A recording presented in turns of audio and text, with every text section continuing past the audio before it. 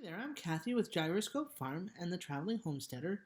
Today we're going to be talking about drying herbs and flowers for future use.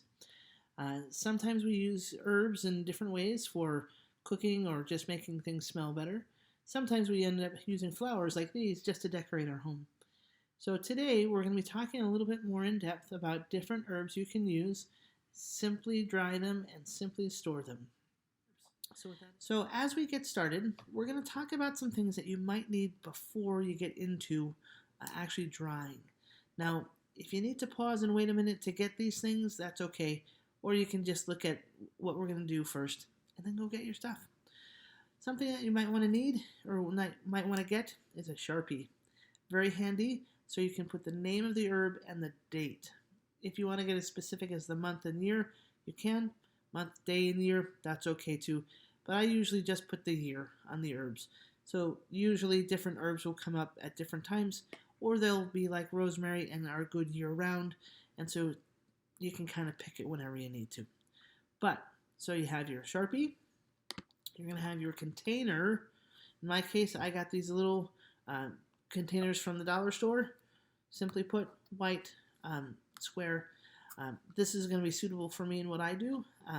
But if you can choose even circles or Ziploc bags or other types of storage, depending on how much you get. I've gotten some of our lavender in such a bulk that we even used 5-gallon container buckets. So that's a little excessive for what we were doing then, but that is another option. So something else that you will probably need, twine, and some cutting device like clippers, scissors, or even a knife. we don't get special around here. So with that in mind, let's get into what we're going to do today. So we're going to start first off with rosemary. Now, as you can see, this is fresh rosemary. It is nice and pliable. I just picked it about an hour ago, and it's really kind of fresh. So nice. Now, these will dry on their own flat or in bunches. You can take a twine and several twigs of these and hang them up to dry. And they dry really nice and easily. And then we can see that this is a dried lavender, not quite as pliable, a little bit stiff, not quite as bright green as this. Now this is about 3 weeks old dry now. And it's perfectly dry and ready to go. So what I'm going to do is basically take my container, and as I've put the name on it, or I will at some point, I will just open my container and take the small leaves, these parts, and put it right into the container. Now, here's the trick. You can, depending on how you will use your rosemary, in different recipes, they'll call for it in different ways. So you may want to use rosemary stored in 2 ways.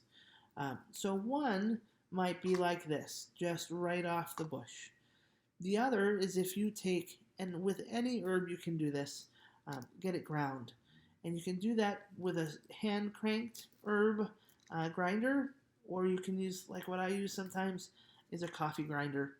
Coffee grinders from Goodwill are great to find at $3. Do all your herbs in that. And so you can quickly grind up all your herbs in one thing and then store them similarly in a container. So as you can see, as we're talking, I'm kind of quickly going through this one piece. So I'm not being too fastidious about it. I just want to make sure that all the pieces are coming off pretty much in whole off the main shoot. So in the end, the main goal here is to get these leaves into your container. But you'll see in a minute how you'll suddenly have this extra stick. You're like, well, do I throw it away? Yeah, you could chuck it if you really want to, but you can also use the stems of things like rosemary and even lavender or sage for other things. So what you could do is, depending on how straight they are, you may be able to use them for things like barbecuing. Soak it, put your meat, added seasoning to your meats or vegetables when you barbecue.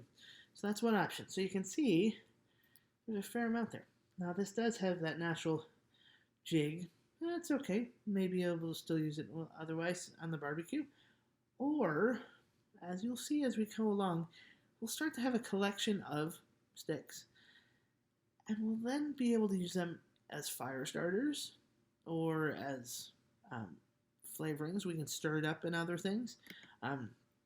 We can even use the stick as the stem. I shouldn't say stick, but some people will say.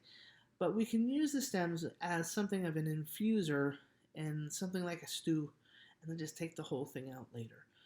So that's another option too. But as we get moving on, the next item that we can look at is sage.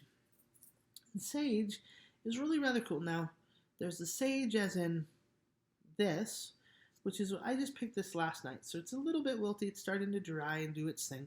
But you can still see how it's pretty pliable, nice and bright. Now, this is not your standard sage out in the desert. Similar smell, similar item, but they're more like cousins. This is nice for herbs. You can see that up on top is some nice purple flowers. But what we're going to save and use are these leaves. So these leaves are what you're just going to simply take off and put in a container like we have with the rosemary. And that way, when we lay them out, and to be honest, I would just lay this out or hang it upside down in a grouping of however much of the sage that you want to take home or share with friends. And it will start to dry out. And as we can see on this particular variety, this is like the rosemary, is about 3 weeks dry. So you can see down here that the leaves are very dry and flaky. They fit just right in our container, and we can use these in soups, in like nice savory dishes. But again, we're getting the stick. What's with the stick? So as we collect these sticks, I'm going to actually be putting these together, and I'll probably end up keeping these on some of them if they'll stay since they're so dry. But I'll start to collect them and tie them together and use them as a fire starter in my wood stove. So it gives off a nice fragrant smell. And if we get looking, there's going to be parts of your sage plant. If you have one like me, they'll come out like that. You're like, it's not worth much. You got a leaf or two here or there, but you got this whole host of branches that I honestly will just fold in half and take with my twine and wrap around, file it off, and put it in my fire starter section in a cardboard box, so that when fire season comes, I can just put that in there. And it does have a really nice fragrant smell. And I'll probably combine a lot of different things to have nice herbal smells in my house. But another nice fragrance is dill. And as we get looking into dill, we have, as you can see here, a couple of different ones already at different stages. So the greener ones are the nice vibrant ones, or ones that I just picked. And actually, I did just pick this one as well. And as you can see, it's a little bit drier. But we have some over here that are in various stages of driedness. So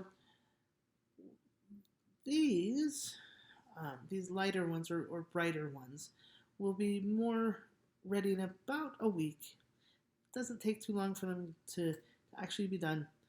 But these are the heads with the seeds that you can actually just replant next year. You can replant those seeds, or you can use them in your cooking. I like to use dill with my new potatoes, but I also like to use the fronds, I'd say. So these little side leaves are also very good. So I'll combine these with the heads to put in my containers. So this item, the dill has twofold. So the little fronds looks a little bit twiggy. In addition to the seeds. So now, when you get one of these seeds or one of these heads, there's a lot of more dill. So if you get the chance to grow dill, it's the easiest thing to regrow. It'll seed itself every year. So if you get a chance to get even one of these and grow them in your garden, whether it's on a balcony or in your bedded gardens, or in the land, just dug in the ground, anywhere you go, dill is easy peasy to grow. And as you can see, even easier to collect the seeds. So that's a simple, easy way to store that. And as we get moving on, another one that a lot of people really like is lavender. And so lavender, believe it or not, comes in a variety of flavors and colors. This is the traditional purple, and it's the Italian variety. There's, believe it or not, there's Italian, there's English, depending on what you use and what you want it for. Most people like the scent, so you can use any variety for that. If you choose to use it for cooking purposes, you might want to tend more towards the English or Italian instead of the Spanish. There is a Spanish variety that looks a little different than that. But you can see here that these are some of the flowers. Once it flowers, that should be the time you get it. Don't wait until they're all out in bloom. You're just past the flavor and scent point then. So this is a little bit late. I just picked it the other day, but it'll do for what I'm doing. I'm looking for some scent, but I may also put it in with some sugar to do some flavored sugar. But you can see here too that this is now the dried. So this is about 3 days dried, I think. It took a little time, but it's been dry where I am. It's been in the 90s, so it's kind of nice. Now, as this is dried, we'll take this one in particular. We can see here that each of these pieces is important. So as I take each of those off, and again, this lavender, depending on how much you want or need, I got in excess and started doing it in the 5-gallon quantity versus this. It just comes off so easily. So you can literally just squeeze it right off and pull. And there you go. Whole stack in there. And you're left with another little handy dandy stick. So as we kind of collect these things up and start doing a variety of things, think about what you can do with the extra parts. Because some people say, just chuck it. Some people say, well, what else can I do with a bunch of sticks? Or what else can I do with herbs? So it really depends on what you're out to do and being creative with what else can happen with it. So now that we've gotten a few of these sticks going and a couple of different herbs, we have some sage, handy dandy sage with some of the flowers. We have some lavender. We even have some rosemary that we're going to look at. And so we have even the dill. So we can even combine the dill. Now, depending on where you look, you'll see about smudge sticks, and smudge sticks help cleanse the house. And you can use different herbs.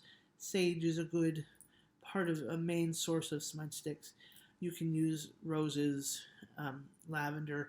You can make them all one flavor or variety. You can put a combination of things. If you do smudge sticks, that's one thing. If you do fire starters, that's another. You can even do, like I mentioned before, if you're going to barbecue, you can use these on the barbecue. Just make sure you soak them before you put your food on and on the grill. Then it doesn't go bad form. So with that in mind, you now have the opportunity to have stored several varieties of herbs, a flower with the lavender, and you can use them in a variety of ways. You can use each of these in traditional cooking, stews, or potatoes, in sugar, or like for sweets. Um, you can even use the remnants for things like fire starters or smudge sticks. Um, but there's one that's a little bit more difficult and doesn't necessarily come on a traditional stem, and that is oregano. And oregano, I really like, and they come in such a variety, such a variety. And so this is one that I'll show you. Kind of looks like my hair a little bit. Um, this is dried oregano, fresh. Then it's about 3 weeks dried, and this is a little bit different as far as taking apart. You may need to be a little bit more careful with it, and since it's not a traditional stem to pull off, just be delicate, but also still put into your containers. Um, but this is really cool because you may get a little bit more out of it. Again, oregano, great for tomato sauces, Italian dishes, all sorts of cool things. So, with that in mind, now that we've talked about dill, lavender, oregano, sage, you have the means of being able to store these items now and keep them for a year or more. You can then also use them to replant and start your own garden next year, or you can just use them for food and conveniently stored right in your cabinets. So if you have any questions or added bonuses that you want to share with us, let me know. Check us out. We'll also have a Facebook page on Gyroscope Farm, or you can check us out at the Traveling Homesteader as well. So share. Make sure you can tell us some of the things that you like to do with your herbs. And if there's one that you'd like to share with us, let us know. See you later and have fun. Thanks for stopping on by.